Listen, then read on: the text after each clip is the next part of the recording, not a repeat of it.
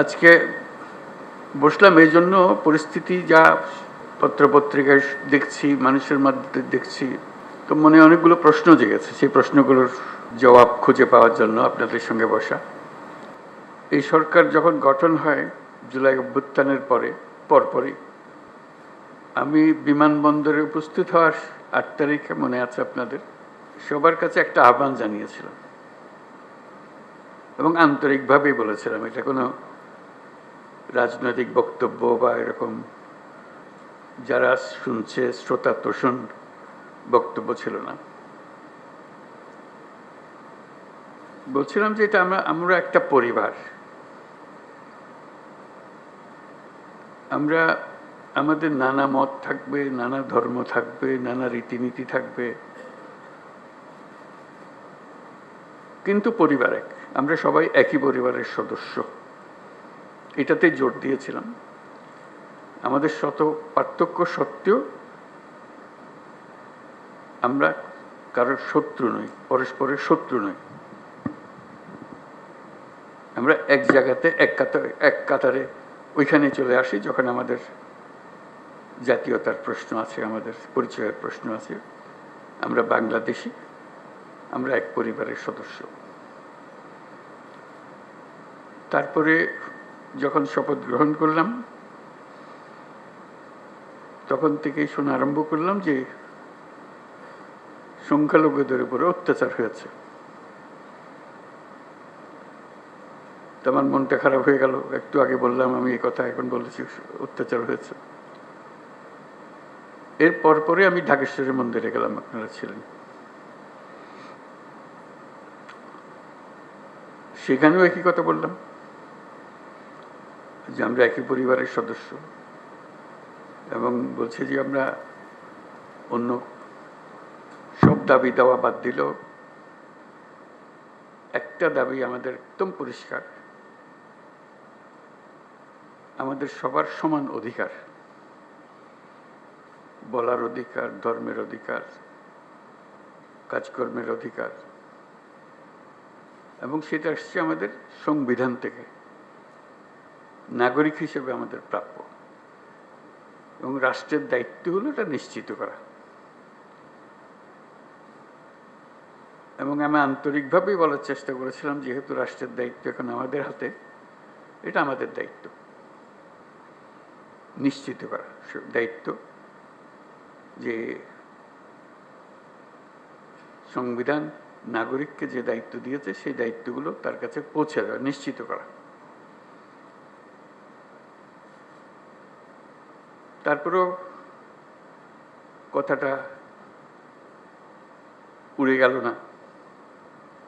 শুনলাম এখনো সংখ্যালঘুদের উপরে হামলা হচ্ছে।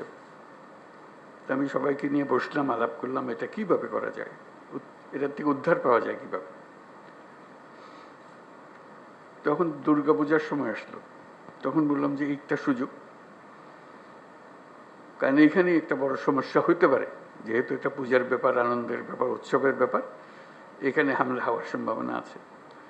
আমাদেরকে নিশ্চিত হতে হবে যে হিন্দু সম্প্রদায়ের উপরে কোনো রকমের হামলা যেন না হয়। আমি খুব খুশি হলাম, সবাই তা খুব সিরিয়াসলি নিল। আপনাদের মনে আছে খুব উৎসব সহকারে সবাই দুর্গাপূজা করলো। কয়েক হাজার পূজা মণ্ডপ ছিল, সব কিছু থেকে খবর হলো সুন্দর হয়েছে। তাঁতিবাজারে একটা ঘটনা হয়েছিল, একটা ককটেল ফাটিয়েছিল একজন, ফাটায়নি, ককটেল মেরেছিল, এটি একমাত্র খবর ছিল। তবু আনন্দিত হয়েছিলাম, নিশ্চিত হয়েছিলাম এই জন্য যে আমরা সবাই একযোগে, এবং সেখানে সবাই যোগদান করেছে। এটা শুধু হিন্দু সম্প্রদায়ের উৎসবের বিষয় ছিল না, এটা পুরা জাতীয় উৎসবে পরিণত হয়েছিল। সবাই উৎসব করেছে, ছেলে মেয়েরা গেছে, বুড়া বুড়িরা গেছে, মুসল্লিরা গেছে, মৌলানারা গেছে, সবাই গেছে, আনন্দ সহকারে করেছে। তারপরে মনে একটু তৃপ্তি পেলাম যে হ্যাঁ, একটু তো কাজ করেছি। এখন আবার নতুন কথা, হামলা হচ্ছে, অত্যাচারিত হচ্ছে, এবং বিদেশি গণমাধ্যমে না, এটা প্রচার মাধ্যমে বলবো, প্রচার মাধ্যমে প্রচারিত হচ্ছে যে এটা হচ্ছে। তা আমি খোঁজ নিচ্ছি যে কেন হচ্ছে, কি হচ্ছে। সব দিক থেকে খবর না হচ্ছে না, ওই যে এক খবর হলো হচ্ছে আর খবর হলো হচ্ছে না, মাঝখানে একটা ফাঁক থেকে যাচ্ছে, এটা ঠিক না। এটার অবসান হতে হবে। আমাদেরকে যে তথ্য আমরা পাচ্ছি সেই তথ্য ভুল হতে পারে, কাজে তথ্যের উপরে ভরসা করে বসে থাকলে কিছু নাই, এটা অন্ধের মতো বসে থাকার মতো। আমাদেরকে ভেতরে গিয়ে দেখতে হবে প্রকৃত ঘটনাটাকে। তথ্যের মধ্যে গরমিল কেন? তা কি ওরা যা বলছে সেটা মিথ্যা প্রচার? আমরা যা বলছি সেটা মিথ্যা প্রচার? সত্যটা কোথায়? এই সত্য, প্রথম কথা হলো আমাদের লক্ষ্যের মধ্যে কোনো ফারাক নেই, কোনো গোলমাল নাই, এটা আপনাদেরকে নিশ্চিত করা। এবং তথ্যগুলো কিভাবে আমরা পাবো, ঘটনা ঘটছে সেটা আমাদের জানা। প্রকৃত তথ্য, অনেক সময় সরকারি তথ্যের উপরে ভরসা করা যায় না, কর্তা যা চায় সেভাবেই বলে দেয়, আসলটা মন খুলে বলতে চায় না, তো যেহেতু কর্তা নারাজ হবে তাতে।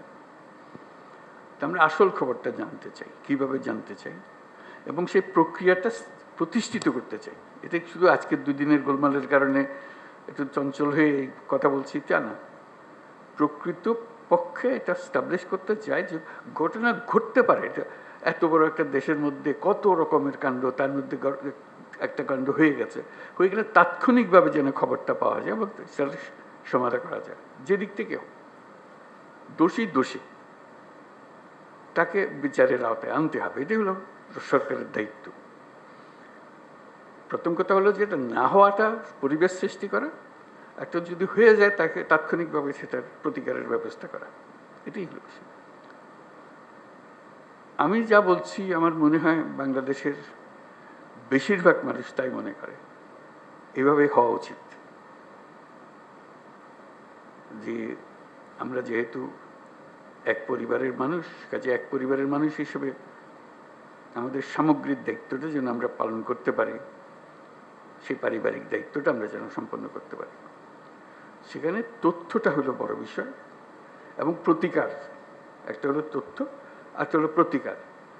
আমি পেলাম তথ্য, প্রতিকার পাচ্ছে না, এটা সমাধান করতে হবে। সমস্যা হয়ে গেলে সেটা সমাধান করতে হবে। সেই সমাধানটা আমরা কীভাবে করবো? আজকের আলোচনা এটা খোলাখুলি আলোচনা, সবাই আলাপ করব। আমাদের লক্ষ্যের মধ্যে কোনো গোলমাল নেই। এখন এই তথ্য প্রবাহটা কিভাবে হবে, দোষীকে কিভাবে ধরতে হবে, যাতে করে অন্যরা মেসেজটা পেয়ে যায় যে এখানে গোলমাল করে সুবিধা হবে না, বিপদে পড়বে, তার পরিবার জেনে যায়, তার প্রতিবেশী জেনে যায় যে সে ধরা পড়ছে, এবং ভবিষ্যতে কেউ উৎসাহিত না হবে। এরকম এক বাংলাদেশ আমরা করতে চেয়েছি, সেটার নামেই আমরা নতুন বাংলাদেশ বলেছি, এবং আমরা এটাতে বিশ্বাস করি।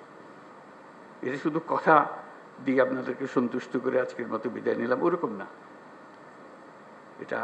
এটা করতে হবে এবং দ্রুত করতে হবে। এটা ভবিষ্যতে একদিন হবে, এটা কথা বলে লাভ নেই।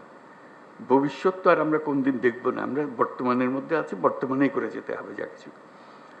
কাজেই সেটাই আপনাদের কাছে আরজ যে খোলাখুলিভাবে আলাপ করবেন বিষয়টা, এবং এই তথ্যটা কিভাবে পাবো, কিভাবে সংগ্রহ করব, কিভাবে নিরাপদে সংগ্রহ করব, যে তথ্য দিচ্ছে সে আবার বিপদে পড়ে না যায়, মুশকিল তো, ওইটাও নিশ্চিত করা। এবং সত্যি প্রকৃত দোষী ব্যক্তি চিহ্নিত হয়েছে এবং সবাই আনন্দিত হয়েছে যে খবরটা ঠিক জায়গাতে পৌঁছেছে, এবং সেই খবরটার একটা প্রতিকার এসছে। শুধু খবর দেওয়া না, খবরের পেছনে এটা প্রতিকারও এসছে। তো সেই বিষয়গুলো আলোচনার জন্য আজকে এসছি, আপনারা খোলাখুলিভাবে আলাপ করবেন। আদিলুর বোধহয় এটা সঞ্চালন করবে, আর উপদেষ্টা আদিলুর। ধন্যবাদ সবাই।